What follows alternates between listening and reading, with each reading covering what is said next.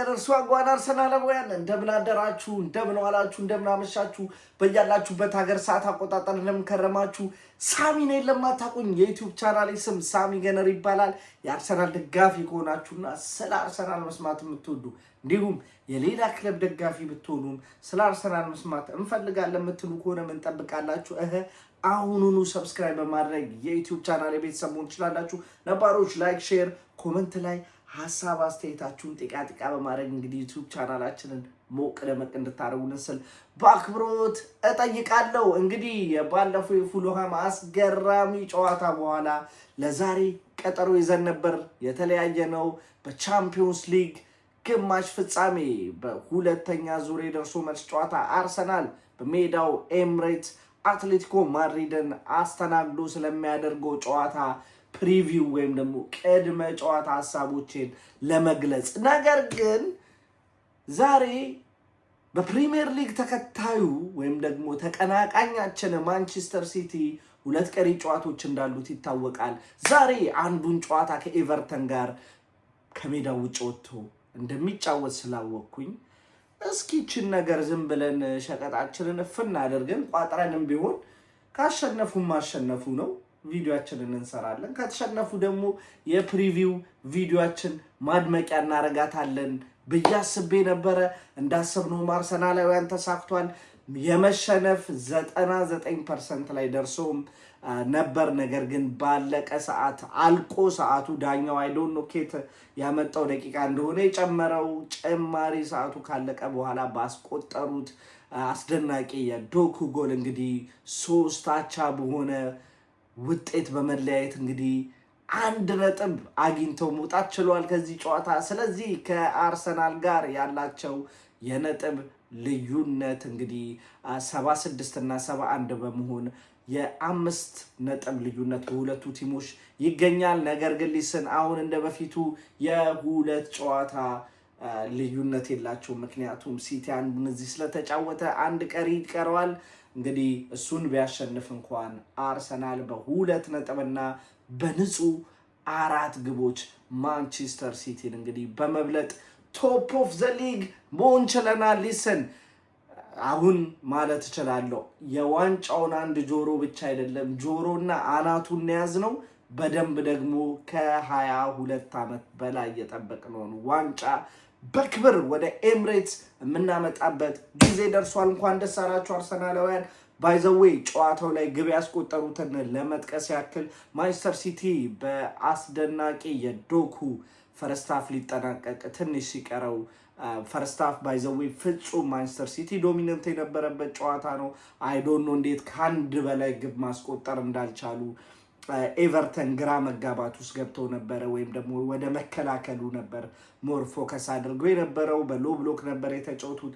ሰከንድ ሃፍ ላይ ግን የተለየ ኤቨርተን የመጣው የ1-0 ተመሪነቱን ታዲያ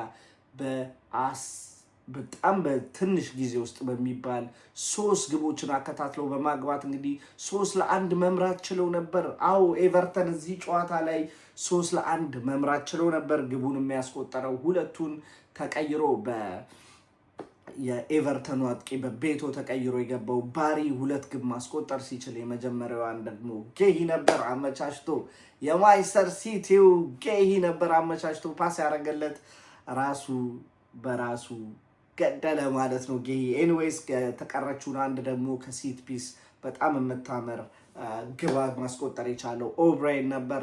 ነገር ግን ሊስን 3-1 እንደመሩ ያቺ ፈጣን የተቆጠረችባቸው ጎል ኤቨርተን እጅግ በጣም ሪስክ መውሰድ ጀምረው ነበር። ፈጣን ለሃላንድ እንደዛ አይነት ስፔስ እንዴት እንደሰጡት አላውቅም። ሁለተኛ ጎል ሃላንድ ማስቆጠር ቻለ። 90 ደቂቃ አልቆ 6 ደቂቃ ተጨመረ። 6 ደቂቃው ቱ ቢሆን ስኬት እንደመጣ አላውቅም። ምክንያቱም ኢወዝ ኮምፒቲቲቭ የነበረ ጨዋታ ነበረ። የቱጋ ደቂቃ እንደ ባከና አልገባኝም። ነገር ግን 6 ደቂቃው ራሱ አልቆ ኤቨርተን አሁንም ባለቀ ሰዓት የመከላከል ወይም ደግሞ ውጤታቸውን ይዞ አስጠብቆ የመውጣት ችግር እንዳለባቸው እንግዲህ ድጋሚ ዶኩ በአስገራሚ ጎል እንግዲህ ማንቸስተር ሲቲን አቻና 1 ነጥብ ይዞ እንዲወጣ አድርጓል። እንግዲህ የነጥብ ልዩነቱ ወደ 5 ቢጠብም ነገር ግን ሊሰን ኢትስ እጃችን ላይ ነው አሁን። ኤኒዌይስ አርሰናል ታዲያ የፕሪሚየር ሊጉ ነገር ኦፍ ኮርስ ያለቀለት ይመስላል። አንድ የቤት ስራ ግን ይቀርብናል። እሱም ቻምፒዮንስ ሊግ ነው። ቻምፒዮንስ ሊግ ደግሞ ነገ በሜዳችን ኤምሬትስ ስቴዲየም የስፔኑን አትሌቲኮ ማድሪድ በለንደን አስተናግደን የምናደርገው ጨዋታ አለ። ስለዚህ ጨዋታ አንዳንድ አስተያየት ለመስጠት ነው የመጣሁት። የመጀመሪያው ጨዋታ ሁላችንም የምናስታውሰው ነው። የባለፈው ሳምንት አርሰናል ከአትሌቲኮ ማድሪድ ጋር በፍጹም ዝርፊያ በነበረበት ጨዋታ እንግዲህ አንዳቸው የተለያየ ጨዋታ ነበር። ስለዚህ ደርሶ መልሱ ነገ በለንደን ይደረጋል። ይህን ጨዋታ ለማሸነፍ ምን ማድረግ አለብን? እንግዲህ አርሰናል ከ2006ቱ የመጀመሪያ ጊዜ ለፋይናል የደረስ ነው። ከዛም በኋላ ደርሰን አናውቅም። አንዴ ነበር ለቻምፒዮንስ ሊግ ፋይናል መድረስ የቻልነው። የ2006ቱ የቻምፒዮንስ ሊግ ፋይናል በጣም ማይረሳ ጨዋታ ነው። ባይዘው የአርሰናል ዋንጫ መብላት የነበረበት ከዛም በኋላ እነ ቴሪ ሄንሪ ከዛ በኋላ በአርሰናል ተስፋ ቆርጠው ክለባችንን ለቀው የወጡበት ብዙ ተጫዋቾቻችንን ከዛ በኋላ ያጣንበት አሳዛኝ የ2-1 ሽንፈት የተሸነፍንበት ጨዋታ በኋላ ለሁለተኛ ጊዜ እንግዲህ ወደ ቻምፒዮንስ ሊግ ፋይናል መድረስ የምንችልበትን ትልቅ እድል አግኝተናል። ሊስን አርሰናላውያን እውነት ለመናገር አንዳንዴ ህይወትን ሞመንቱን እንኑረው። ለምን መሰላችሁ? ላስት 20 years 20 ዓመት ሆኖ አሁን ለመጨረሻ ጊዜ ቻምፒዮንስ ሊግ ፋይናል ከደረስን የነገውን ጨዋታ አሸንፈን ለቻምፒዮንስ ሊግ ፋይናል ከደረስን ከ20 ዓመት በኋላ ይሆናል። ያ 20 የሰፈር ዓመታት እንዴት እንደነበረ ሁላችንም አንረሳውም። አይኖ ቻምፒዮንስ ሊግ ላይ መሳተፍ እድሎችን ከዛ በኋላ ብዙ ጊዜ አግኝተናል። ነገር ግን 16 ላይ በጣም እርሊ በሚባል ጊዜ ኃይለኛ የሚባሉ ተጋጣሚዎች እየገጠሙን እንግዲህ እነሱ ጋር መቋቋም መፎካከር ስላልቻልን በጊዜ ነበር ከቻምፒዮንስ ሊግ እየተሰናበትን የነበረው። ያ ጊዜ ግን የሌላ የእንግሊዝ ክለቦች መድመቂያ ነበረ፣ የነ ቸልሲ፣ ማንቸስተር ሲቲ። ከዛም በኋላ ትንሽ መሻሻል አሳይቶ እነሱም ወደ ክብራቸው መመለስ የቻሉት ሊቨርፑል ነበረ። ማንቸስተር ዩናይትድ እንኳን ቆየ። ነገር ግን ሊስን ፉትቦል ኢዝ አባውት ሞመንተም። ስለዚህ አሁን የአርሰናል ሰዓት ነው። ወደድክም ጠላህም ያኔ እናንተ አውሮፓ ቻምፒዮንስ ሊግ ላይ ትፍታ ስትሉ ስትስሙ ስታነሱ ፋይናል ስትደርሱ እኛ ቁጭ ብለን በቴሌቪዥን ተመልክተናል። ኢትስ ማይ ታይም። አሁን ቁጭ ብለህ እቤት ትመለከተኛለህ። አርሰናል በተከታታይ ለሁለተኛ ጊዜ ሴሚፋይናል በመድረስ እንግዲህ አሁን የራሱ ጊዜ መሆኑን አረጋግጧል። የነገውን ጨዋታ ደግሞ በማሸነፍ ከ20 ዓመት በኋላ የቻምፒዮንስ ሊግ ፋይናሊስት መሆናችንን እናረጋግጣለን። ማርክ ማይ ወርድ። ምን ለማለት ፈልጌ ነው? ኤኒዌይስ አርሰናል ደጋፊዎች ፕሊዝ ኢንጆይ ኢት። አሁን ልንገራችሁ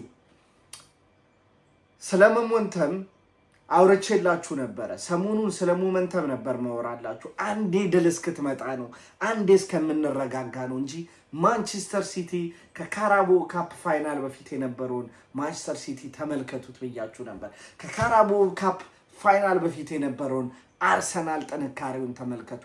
ከዛ በኋላ ግን ሞመንተም ሺፍት አድርጋ ነበር። ሊስን አልቆየችም፣ መልሰናታል። እጅግ በጣም ደስ ብሎኛል። ስለዚህ ነገ ሊስን አይኖ አትሌቲኮ ማድሪድ የባለፈው ቪዲዮ ላይ አልረሳሁትም እንዳሸነፍን ኦልሬዲ እንዳለፍን አውቄያለሁ ብያችሁ ነበረ። አይኖ ይሄንም ጨዋታ አሁንም እላችኋለሁ አርሰናል በደንብ አሸንፎ ወደ ፋይናል ይደርሳል ብዬ አስባለሁ። እኔ እንደዛ ማስበው ሚካኤል አርቴታ ላይ እምነት ስላለኝ ነው። በደንብ የሲሞኒ አስተሳሰብ የሲሞኒ ቀመር ሚካኤል አርቴታ ይገባዋል ብዬ አስባለሁ። ምክንያቱም ደግሞ ሊስን ሲሞኒ is one of the best manager ቻምፒዮንስ ሊግን በደንብ የሚያውቀው ባይ ዘ ዌይ አትሌቲኮ ማድሪድ ለፋይናል መድረስ ከቻሉ ለአራተኛ ጊዜ ይሆናል። 3 ጊዜ ከዚህ በፊት ለቻምፒዮንስ ሊግ ደርሰው ነበረ። አንዱን በባየር ሙኒክ በ1974 ተሸንፈው የማግኘት ያልቻሉት ነው። ሌሎቹን ደግሞ ሁለት በ2014 እና 16 በከተማቸው ተቀናቃኝ የደርቢ ክለብ የሪያል ማድሪድ ሰለባ ሆነው ዋንጫ ሳያነሱ በሶስቱም የቀሩ ነው። ስለዚህ የነገው ጨዋታ እጅግ በጣም አስፈላጊ ነው ሞመንተሙንም ለማስቀጠል። ማንቸስተር ሲቲ ስሊፕ አድርጎልናል። ይሄን ቻንስ በፕሪሚየር ሊግ ላይ በማሸነፍ ብቻ አይደለም መጠቀም ያለብን፣ እንደነገርኳችሁ ነው። ሞመንተም የነገውን ጨዋታ ማሸነፍ። ባለፈው ጨዋታ አቻ እንኳን ተለያይተን ፖዚቲቭ ነው የሆነ ጨዋታ ነበረ የመጀመሪያው ዙር። ከዛ በፊት ኒውካስትልን አሸንፈን ጥሩ መነቃቃት ላይ ነበር። ከዛ አቻም ቢሆን ነግሬያችኋለሁ ተዘርፈን ነው። እንዲሁም አቻም ደግሞ የሚያስከፋ ውጤት አይደለም።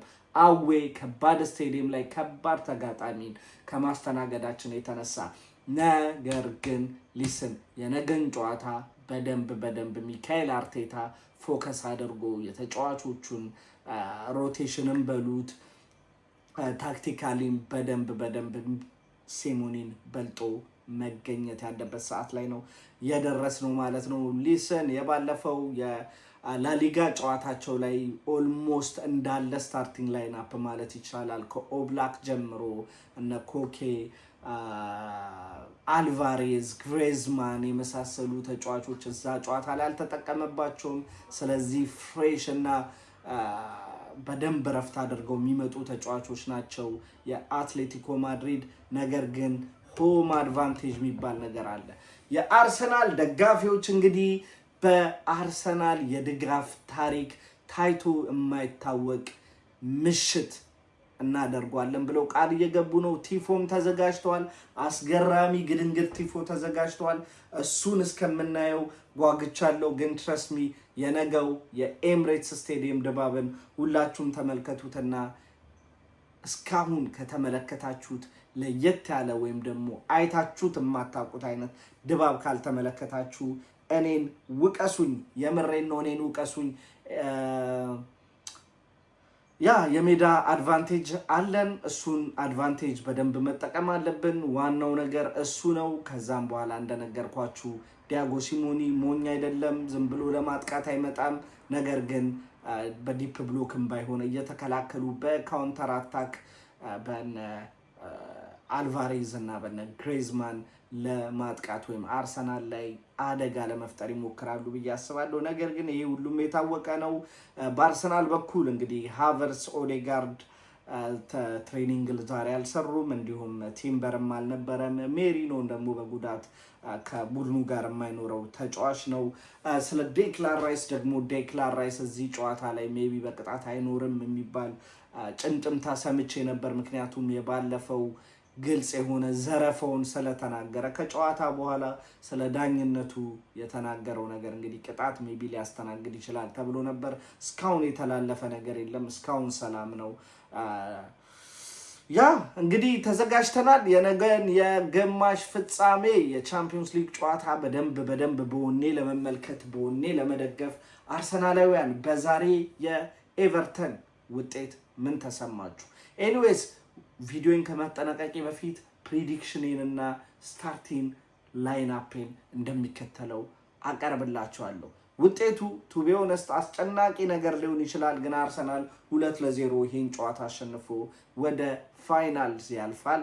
ስታርቲንግ ላይንአፔ የሚከተለውን ይመስላል። የግብ ጠባቂ ቦታ ላይ ዴቪድ ራያን ነው ማሰልፈው። የቀኝ ፉልባክ ቦታ ላይ ክሪስቲያን ሞስኬራ። ሊስን ኖ ቤን ዋይት፣ ክሪስቲያን ሞስኬራ። ቲምበር ተሽሎት የሆነ ሰርፕራይዝ ነገር ካለ ሃፒ ነኝ፣ ግን አይመስለኝም፣ ምክንያቱም ትሬኒንግ ሲያደርግ ስላልተመለከትኩት። ነገር ግን ሞስኬራ ቤን ዋይትን ፕሊዝ የነገው ጨዋታ ላይ ምንም አይነት ሪስክ አይ ዶንት ቲንክ ሶ ሚካኤል አርቴታ ቤን ዋይትን አስገብቶ ሪስክ ይወስዳል ብዬ አላስብም። የቀኝ መሀል ተከላካይ ቦታ ላይ ዊሊያም ሳሊባን ማሰልፈው ይሆናል። የግራ የመሀል ተከላካይ ቦታ ላይ ጋብሪኤል ማጋሌዝን አደርግና የግራ ፉልባክ ቦታ ላይ ካላፊዮሪን ከባለፈው የስታርቲንግ ላይን አፑ እናስወጣና ሄንካፔ የሚጀምር ይሆናል ማለት ነው። ሚካኤል አርቴታም ዴፊኒትሊ ይሄን ነው ያረጋል ብዬ ማስበው። የነገው ጨዋታ ላይ የሄንካፔም ወኔ ያስፈልገናል። ከዛም በኋላ በሚያስፈልገን ሰዓት ካላፊዮሪን ቀይረን ማስገባት እንችላለን ማለት ነው። አሁን እቺ ቦታ ነች የመሃል ቦታ ላይ ማይልስ ሉዊስ ስኬሊ እንዴት አስደሳች ጨዋታ እንዴት አስደሳች የሚገርም አሜዚንግ ፐርፎርማንስ እንዳሳየ በፕሪሚየር ሊጉ ተመልክተናል። ሊስን እኔ ማይልስ ሉዊስ ስኬሊን ደግሜ ይሄ ቻንስ ተሰጥቶት ብመለከተው እጅግ በጣም ደስ ይለኛል። ነገር ግን ሌስ ቢሆነስ ሚካኤል አርቴታ ዙቢሜንዲን ይዞ የሚገባ ይመስለኛል። ነገር ግን 6 ቁጥር ቦታ ላይ ዴክላን ራይስን አድርጎ ዙቢሜንዲን እና ኤዜን አንድ ላይ የሚያጣምራቸው ይመስለኛል። የቀኝ ክንፍ አጥቂ ቦታ ላይ ደግሞ ቡካዮ ሳካ እንግዲህ ቡካዮ ሳካ እንደ አዲስ እንዳስፈረም ነው የምቆጥረው። እጅግ በጣም ፍሬሽ ወሳኝ ሰዓት ላይ ኢምፖርታንት ታይም ላይ እጅግ በጣም በምንፈልገው ሰዓት ላይ ነው የደረሰው። እንግዲህ ከጉዳት ተመልሶ የባለፈው የለንደን ደርቢ ፉልሃም ጨዋታ ላይ እጅግ በጣም ደምቆ ነበር። 1 አሲስት እና 1 ግብ ማድረግም ችሎ ነበር። የነገን ጨዋታ ኦፍ ኮርስ ቡካዮ ሳካ ይጀምራል ኦፍ ኮርስ። ነገር ግን ሚካኤል አርቴታ ቡካዮ ሳካን ኢንኬዝ ማሳረፍ ከፈለግ ፕሊዝ ኖኒ ማድዌኬን ሳይሆን ዳውመንን ነው መመልከት መፈልገው። የግራ ክንፍ ቦታ ላይ ከሞን ትሮሳርድ የፉልሃሙ የሚገርም ፐርፎርማንስ የነገውን ጨዋታ አይኖ ማርቲኔሊ ቻምፒዮንስ ሊግ ላይ በጣም ጥሩ የሚባል ቁጥር አለው። ነገር ግን ሊሰን ኦል ዴይ ሎንግ ማርቲኔሊ ከሚሆን የነገውን ጨዋታ ትሮሳርድን ነው መመርጠው። በቦል ኮንትሮልም እጅግ በጣም ስለሚያግዘን ማለት ነው። ምናልባትም አሁን እንዲያሞጋግሸው ጨዋታው ላይ ሊቀዝን ይችላል። ግን ሊሰን እንደዛ የሚባል ነገር የለም። ኦፍ ኮርስ ለምደነዋል። ሙሉ አመት ነው። አንድ አሪፍ ይሆናሉ ከዛ ቀጣይ እንደገሌ ስትሉ እንደዛ ይሆናል። ስለዚህ ኤኒዌይስ የግራ ክንፍ ቦታ ላይ ትሮሳርድን መርጥና የፊት 9 ቁጥር ቦታ ላይ ማን አለ ሌላ ጄሱስን አልላችሁ መቼም ቪክቶር ኮሬዝ መነቃቃት ላይ የሚገኘውና የካይ ሃቨርስ በጉዳት መውጣት የአርሰናል ደጋፊዎች ዶወሪ ፊል አታረጉትም። እኔ ያለውላችሁ ያለ ይመስላል። ኦሬዲ 20+ ጎል መድረስ የቻለው ቪክቶር ዮኬሬዝ ነገስ ሌላ ጎል ያስቆጥር ይሆናል? እሱ ጥያቄን ይዘን እንግዲህ ከጨዋታው በኋላ በማች ሪአክሽን ቪዲዮ የምንገናኝ ይሆናል። ለዛሬ የነበረን ርዕሴን ይመስላል። ምን ተሰማችሁ? ኤቨርተንን እስኪ አንድ ያሞጋግሱልኝ ኮመንት ሴክሽን ላይ ላይክ ማድረግ እንዳረሱ። ለዛሬ የነበረን ርዕሴን ይመስላል። አም አውት ፒስ ካም ኦን ዩ ገነርስ